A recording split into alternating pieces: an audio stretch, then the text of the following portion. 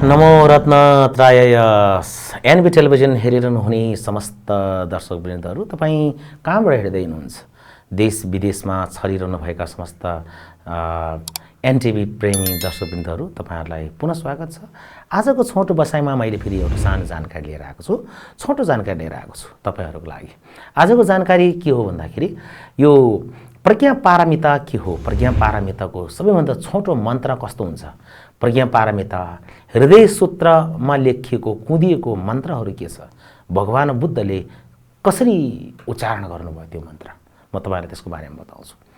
सबैभन्दा पहिला हामीले चार आर्य सत्यहरू हामीले बुझ्यौं। चार आर्य सत्यको बारेमा तपाईले सुन्नुभएको छ भने धेरै राम्रो हो। तर पनि हामीले बुद्धत्व प्राप्त गर्नको लागि अन्तिम ब्रह्म अस्त्र अथवा अन्तिम शास्त्र भनेको चाहिँ के हो त भन्दाखेरि अस्त्र चाहिँ प्रज्ञा पारमिताको ज्ञान नै हो। प्रज्ञा पारमिता स्वयं ज्ञानको स्वरूप हो। नामै हेर्नुस् न, प्रज्ञा अनि पारमिता। त्यो ज्ञानलाई प्रज्ञालाई बोध गरेर अनि पारमिता भनेको दुःखको सागर पार तरेर जाने साधनलाई प्रज्ञा पारमिता भन्छ। त्यस्तो उपायलाई प्रज्ञा पारमिता भनिन्छ। त्यस्तो अभ्यासलाई प्रज्ञा पारमिता भनिन्छ। त्यस्तो ज्ञानलाई अटुट ज्ञानलाई अक्षोभ्य ज्ञान, अटुट ज्ञान अनि तपाईको अविनाशी ज्ञान, जहिले पनि कल्याणकारी ज्ञान, मोक्षप्रदायक ज्ञान एउटा त्यस्तो केही छ भने त्यो भगवती प्रज्ञा पारमिता नै हो। प्रज्ञा पारमिता। प्रज्ञा पारमिता 16 ठेलीमा छ। जसरी अहिले बीटीसी नेपाल अथवा अर्थात् बुद्ध वचन अनुवाद समिति नेपालले एउटा 16 ठेली प्रज्ञा पारमितालाई नै सरल नेपाली भाषामा अनुवाद गरिरहेको छ, गरि नै रहेको छ अहिले। अब यो लगभग 90% अथवा 95% चाहिँ काम सकिसकेको हुनाले तपाईहरुको हातमा छिटै नै त्यो प्रज्ञा पारमिताको पुस्तकहरु पनि पर्ला। यदि तपाई पनि बीटीसी नेपालसँग जोडिन चाहनुहुन्छ भने जसरी तपाई एनबी टेलिभिजनसँग जोडिन चाहनु भएको छ त्यसरी नै बीटीसी नेपालसँग जोडिन चाहनुहुन्छ भने तपाईले www.btcnepal.org लग अन गरेर हेर्नुभयो भने तपाईले प्रज्ञा पारमिताको काम कस्तो भइरहेको छ, कति ठेली प्रज्ञा पारमिता हुन्छ, कस्ता कस्ता व्यक्तिहरू, कस्ता कस्ता खेम्पो गुरुहरू, आचार्य रिम्पोछेहरूले ट्रान्सलेट गरिरहनु भएको छ, अहिलेसम्म के प्रकाशित भइरहेको छ भन्ने कुराहरू तपाईले पत्ता लगाउन सक्नुहुन्छ र थाहा पाउन सक्नुहुन्छ। त्यसकारणले तपाईहरु पनि हामीसँग जोडिन चाहनुहुन्छ भने त्यसरी चाहिँ हाम्रो वेबसाइटमा गएर www.btcnepal लग अन गरेर हेर्नुभयो भने तपाईले हामीलाई प्रत्यक्ष रूपमा हेर्न र सुन्न सक्नुहुनेछ।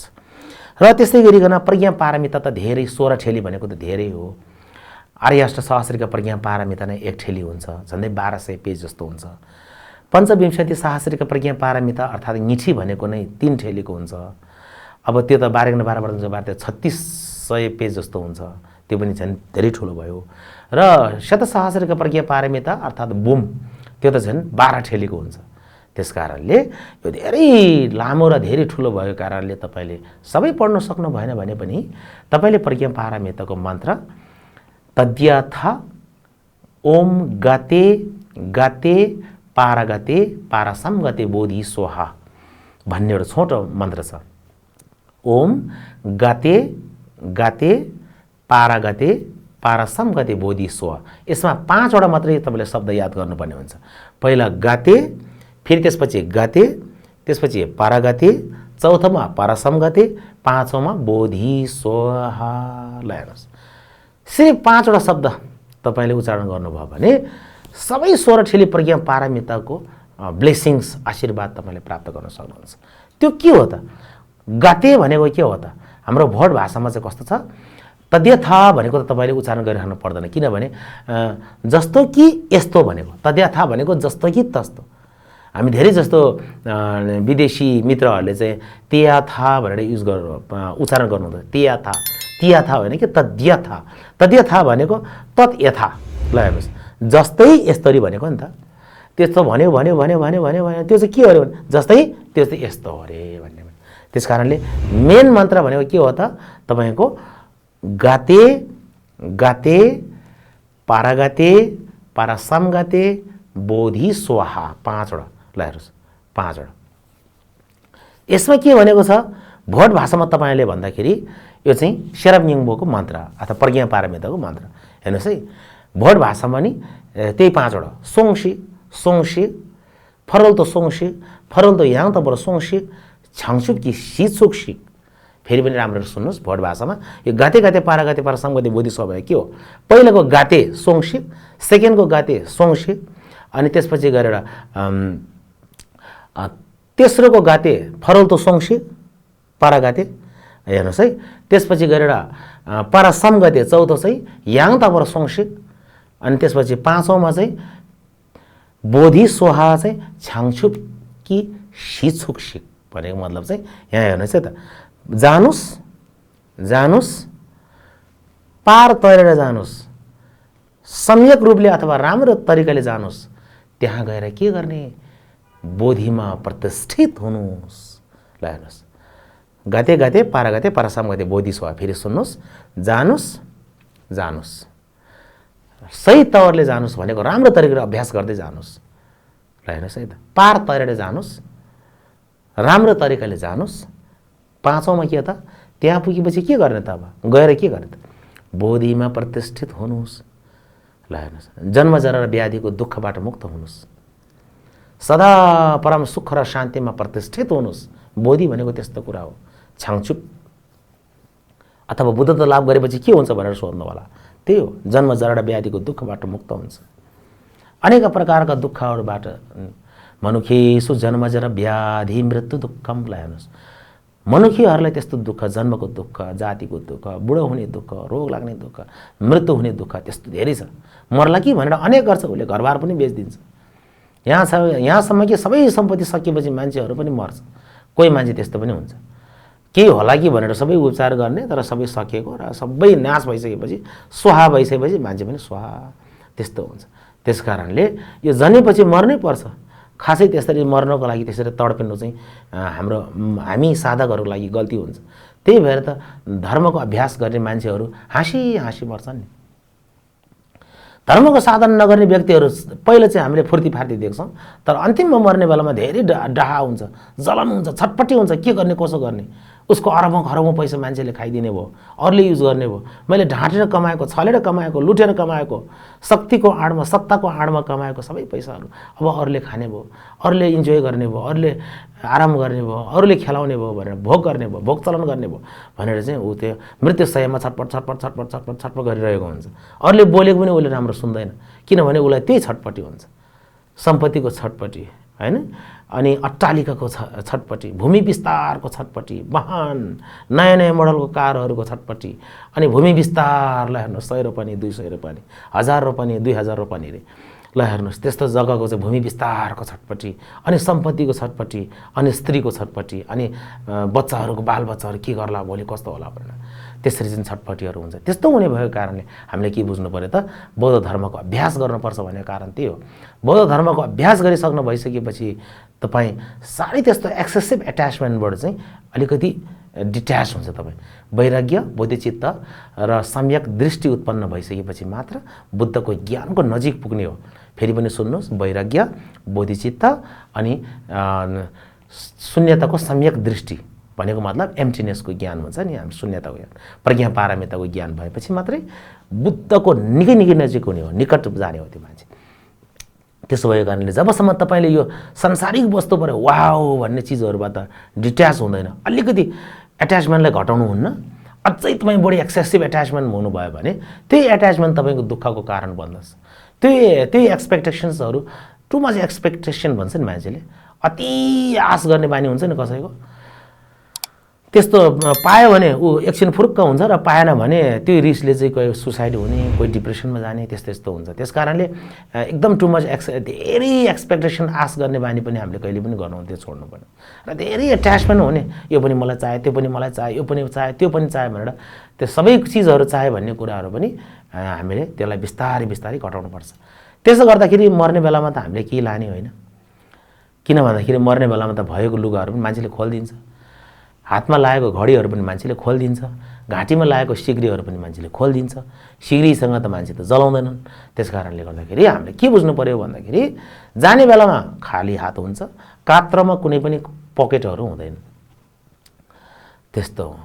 त्यस कारणले हामीले त्यहाँ चाहिँ हामीले के बुझ्नुपर्छ भन्दाखेरि चाहिँ के बुझ्नुपर्छ भन्दाखेरि यो धर्मको अभ्यासहरू हल्का फुल्का हामीले गर्दै रहनुपर्छ। त्यो सबै कारण के हो त भन्दाखेरि हामीलाई अन्तिम अवस्थामा अथवा मर्ने बेलामा चाहिँ हामीलाई दुःख नहोस् न, छटपटिनु नपरोस्, सुखा सुख तरिकाले अथवा हाँसी हाँसी ठिकै छ नि त। अब मैले अलिअलि दान दक्षिणा पनि दिएकै छु, मन्त्र जप पनि गरेकै छु, धर्म कर्म पनि गरेकै छु, अलिकति अब मैले सबै कामहरू पनि गरेकै छु। अब ठिकै छ नि त, अब जन्मेपछि मर्नुपर्ने एउटा प्रकृतिको नियमै रहेछ भनेर चाहिँ ऊ खुसी साथ चाहिँ मर्नु भनेको बिग्रेको अन्डबाट चल्ला निस्किनु जस्तै हो।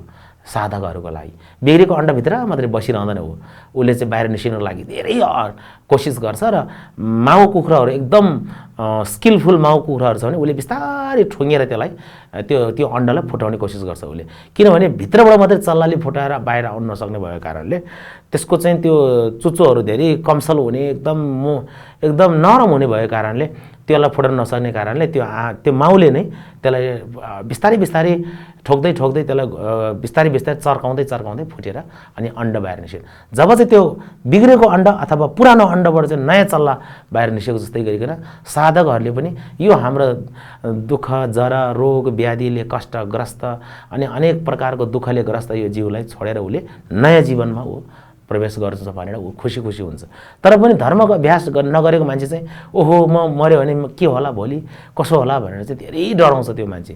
त्यस कारणले धर्मको अभ्यास गर्नुपर्ने हुन्छ हामीले। त्यसको लागि हामीले प्रज्ञा पारमिताको यो मन्त्रहरूलाई जप गर्नुपर्ने हुन्छ। यो प्रज्ञा पारमिताको मन्त्र यति प्रबल शक्तिशाली छ कि, यति बलशाली छ कि यो अहिले तपाईँलाई मैले छोटो समयमा वर्णन गरेर सकिँदैन। गाते गाते परगाते परसम गते बोधि सोहा हेर्नुहोस्, गाते परगाते परसम गते बोधि सोहा।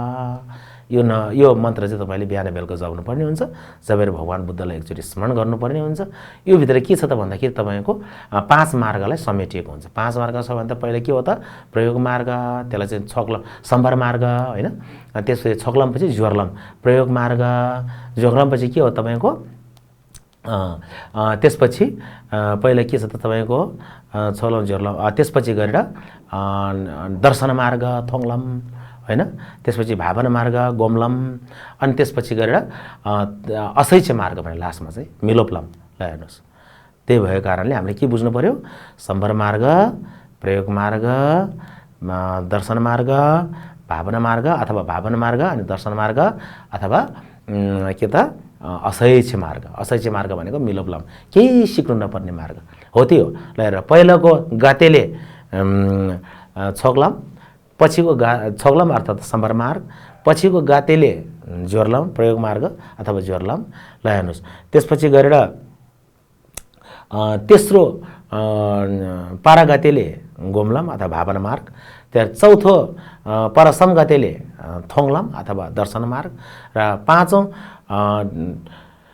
बोधि सोहा भन्नेले चाहिँ तपाईँको मिलोबलम अथवा असैच मार्ग। त्यस कारणले यहाँ पञ्चमार्गहरूलाई पनि त्यहाँ समेटिएको छ। ल हेर्नुहोस्, पञ्चमार्गहरूलाई समेटेर भगवान् बुद्धले एकदम छोटो रूपमा गते गते पारगति पारसम गति बोधि सोहा यसरी चाहिँ छोटोमा दिनुभएको छ। यो मन्त्र तपाईँहरूले पनि जप गर्नुहोला। प्रज्ञा पारमिताको सबैभन्दा प्रभावशाली, सबैभन्दा लाभदायक, लाभकारी, कल्याणकारी, हितकारी, मोक्षप्रदायक र अत्यन्त पुण्यवर्धक र पापनाशक, सबै प्रकारको पापहरूलाई भञ्जन गर्ने, सबै प्रकारका पुण्यहरूलाई सञ्चय गर्ने, सबै प्रकारको पुण्यहरूलाई प्रवर्धन गर्ने, वर्धन गर्ने, विवर्धन गर्ने, बढाउने। ल हेर्नुहोस् त, पहिलो जन्म गरेको हाम्रो पापहरू पनि सबै कट्टी गर्ने र कसैले प्राप्त गर्न नसकिने त्यस्तो पुण्यहरू पनि प्राप्त हुने भएको कारणले यो मन्त्र ज्यादै शक्तिशाली छ, ज्यादै प्रभावशाली छ। तपाईँहरूले पनि प्रज्ञा पारमिताको यो मन्त्र जप्ने कोसिस गर्नुहोला। जाँदै एकचोटि फेरि पनि गते गते पारगति पारसम गति बोधि सोहा यसरी चाहिँ तपाईँले उच्चारण गर्न सक्नुभयो भने, अथवा मनमा नै गते गते पारगति परसम गति बोधि सोहा, पछि तपाईँ छिटो हुन्छ, सुरुमा ढिलो हुन्छ, गते गते पारगति परसम गति बोधि सोहा, ओम गते गते पारगति परसम गति बोधि सोहा, ओम गते गते पारगति परसम गति बोधि सोहा हो। यसरी चाहिँ तपाईँले त्यो गर्ने हो। तर मन चाहिँ मन्त्र जहिले पनि मनमा नै गर्नु, यो गीत गाउने होइन। धेरै मान्छेले के भन्छ मन्त्रलाई गीत बनाउन मिल्छ कि मिल्दैन, त्यो बनाउला छुट्टै कन्टेक्स्टमा, कुन कन्टेक्स्टमा बनायो होला त्यो अर्कै हो। तर हामी तपाईँहरूलाई के सजेस्ट गर्छौँ भने मन्त्र गीत गाउने होइन, मन्त्रमा नाच्ने पनि होइन, मन्त्र मनमा नै जप्ने हो, मनको त्राण। सूत्र के हो त? सूत्र पाठ गर्ने हो। सूत्र पनि गाउने हो होइन, त्यो पनि पाठ गर्ने। सूत्रलाई पाठ गर्ने, मन्त्रलाई जप गर्ने। ल हेर्नुहोस्, अनि यो मन्त्र जप गर्दाखेरि तपाईँको यो ओरल ट्रान्समिसन भन्छ नि, लुङ भन्छ। लुङ, ल हेर्नुहोस् त, लुङ यो हाम्रो भोट भाषामा लुङ भन्छौँ कि हिमाली भाषामा। यसलाई संस्कृत टर्म चाहिँ आगम छ। आगम भनेको हामीले तपाईँहरूले धेरै नबुझ्ने रहेछ आगम भनेको। अनि धेरै मान्छेले त्यो मोक्ष भनेको पनि मरेको भन्ने बुझ्ने रहेछ क्या। मोक्ष भनेको मर्ने भन्ने होइन, मोक्ष भनेको चाहिँ तपाईँको चाहिँ मुक्ति हुने चाहिँ हो। दुःखबाट सुखतर्फ अघि बढ्ने कामलाई मोक्ष भन्छ। त्यस कारणले त्यस्तो ज्ञान पाउनेलाई मोक्ष भन्छ। त्यस कारणले मोक्ष भनेको लिबरेट जस्तै हो, लिबरेसन जस्तै हो, त्यस्तो हो। त्यस कारणले थार्ब भन्छ नि, थार्ब भनेर मोक्षलाई भोट भाषामा थार्बा भनेको। थार्ब भनेको के हो त? उम्किएको भनेको नि त, उम्किएको भनेको त्यो दुःखबाट सुखतिर निस्किएको, अब दुःखको दलदलबाट राम्रो ठाउँतिर निस्किएको होइन, यस्तो हो। एकदम कठिन परिस्थितिबाट, प्रतिकूल परिस्थितिबाट अनुकूल परिस्थितितिर निस्किएको अथवा उम्किएकोलाई थार्ब भन्छ, मोक्ष भने। त्यस कारणले धेरैजना मान्छेलाई मोक्ष भनेको चाहिँ बितेको भन्ने जस्तो बुझ्नु हुँदो रहेछ, त्यसरी नबुझ्नु होला। त्यस्तै गरिकन यो मन्त्र पनि हामीले लुङ लिनुपर्छ कि पर्दैन? ठुलो गुरुबाट, वाङ लुङ भन्छ नि, अभिषेक। अभिषेक त लिनु पर्दैन, तर लुङ भन्ने हुन्छ एउटा, त्यसलाई अङ्ग्रेजीमा ओरल ट्रान्समिसन भन्छ है। त्यो गुरुले हामीलाई पहिला पढेर सुनाएपछि मात्रै हामीले भन्ने हो। त्यस कारणले गुरुले कि 3 पटक कि 1 पटक भन्नुभएको हुन्छ, कि 7 पटक कि 21 पटक भनेको हुन्छ, हामीले त्यसपछि हामीले फलो गर्ने हो। त्यसपछि चाहिँ हामीले सधैँ आफै जप्ने हो, त्यसलाई चाहिँ लुङ भनिन्छ। त्यस कारणले यो भगवान् बुद्ध स्वयंले हामीलाई भनिसक्नु भएको कारणले गर्दा यो खासै लुङ लिनु नपर्ला। लुङ लियो भने प्रभावकारी त हुन्छ। तपाईँको अब मूल गुरु को छ? चौवे लामा भन्छ नि, मूल गुरु, आफ्नो मेन गुरु जो छ उहाँबाट हजुर लिनुभयो भने यो राम्रो हुन्छ। तर लुङ भन्ने शब्द हेर्नुहोस् त नेपालीमा कति राम्रो भनेको छ। हामीले त्यो तिहारमा फुल किन्दाखेरि तपाईँलाई कति लुङ चाहियो भन्छ नि, हो त्यही हो लुङ भनेको। लुङ भनेको एकपछि अर्को भनेको, माला, त्यस्तो हो। तर संस्कृत टर्म चाहिँ अलिक छुट्टै छ, संस्कृतमा आगम भन्छ त्यसलाई है। त्यस कारणले हाम्रो टिबेटनमा चाहिँ लुङ भन्छ, त्यो हाम्रो भोट भाषामा लुङ भन्छ। लुङ भनेको त्यो हामीले कस्तो राम्रो उल्था गरेछ जस्तो लाग्छ मलाई, त्यो जसले उल्था गरे पनि त्यो भोट भाषामा कस्तो मजाले उल्था गरेछ, लुङ भन्छौँ नि। कति लुङ फुल चाहियो भाइ तिमीलाई भनेको चाहिँ एकपछि अर्को, अर्कोपछि अर्को भएको फुल हेर्नु न, एकपछि अर्को उन्छ नि। एउटा फुल यहाँ उन्ने, एउटा पर उन्ने हुँदैन नि, त्यो धागोमा एकपछि अर्को, अर्कोपछि अर्को गरेर उन्ने भएको कारणले त्यसलाई लुङ भनेको। लुङ भनेको कन्टिन्युस, एउटा गुरुले अर्कोलाई दियो, अर्को गुरुले अर्कोलाई दियो, उसले आफ्नो चेलालाई, अर्कोले उसको चेलालाई, उसको चेलाले फेरि उसको चेलालाई, यसरी दिँदै दिँदै दिँदै भगवान् बुद्धदेखि नै तल तल आउनेलाई चाहिँ हामी लुङ भन्छौँ। संस्कृतमा आगम भन्छ है त। त्यस कारणले तपाईँहरूले यो लुङ लिनु पर्दैन। यो मन्त्र जाप गऱ्यो भने तपाईँ अपार पुण्य आर्जन गर्न सक्नुहुन्छ अथवा अपार पुण्य लाभ गर्न सक्नुहुन्छ तपाईँले। त्यस कारणले नबिर्सिकन तपाईँले यो प्रज्ञा पारमिताको मन्त्र तपाईँले जपिरहनु होला।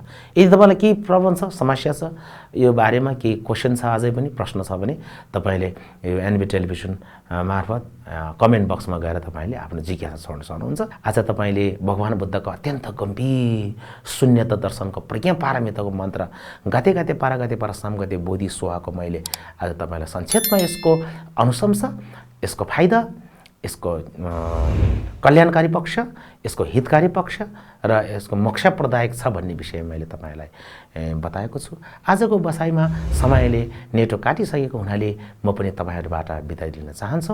शरण गरिदिनु भयो, कोटी कोटी धन्यवाद।